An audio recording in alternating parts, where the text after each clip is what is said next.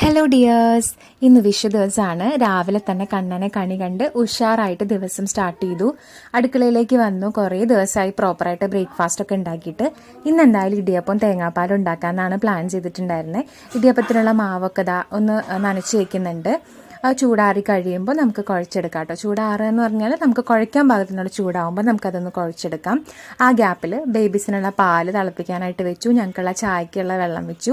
പിന്നെ അരി ഇടാനായിട്ട് കുക്കറിലാണ് കേട്ടോ ചോറ് വെക്കാറ്. കുക്കറിൽ വെള്ളം വെച്ചിട്ടുണ്ട്. ആ ഒരു സമയത്ത് തന്നെ നമ്മൾ കുഞ്ഞമ്മണി എണീറ്റ് വന്നു. കുഞ്ഞമ്മണി ഉറക്കക്ഷീണമാണ് കേട്ടോ. ഞാനെടുത്ത് കണിയൊക്കെ കാണിച്ചു. പിന്നെ 4 ആൾക്ക് ഉറക്കം മതിയായിട്ടില്ല. അപ്പോൾ കുറച്ച് പാലെടുത്ത് കൊടുത്ത് ആൾ പിന്നെ ഉറങ്ങി. അപ്പോൾ ആ ഗ്യാപ്പിൽ വേഗം തന്നെ ഇടിയപ്പമൊക്കെ ഉണ്ടാക്കി.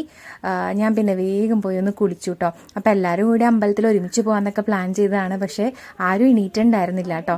ഞാൻ പോവാറായപ്പോഴാണ് എണീറ്റത്. പിന്നെ ഞാൻ അമ്പലത്തിലെത്തി. അമ്പലത്തിലെ കണ്ണനെയും കണിയൊക്കെ കണ്ട് തൊഴുത് വീട്ടിലേക്ക് തിരിച്ചു പോന്നു.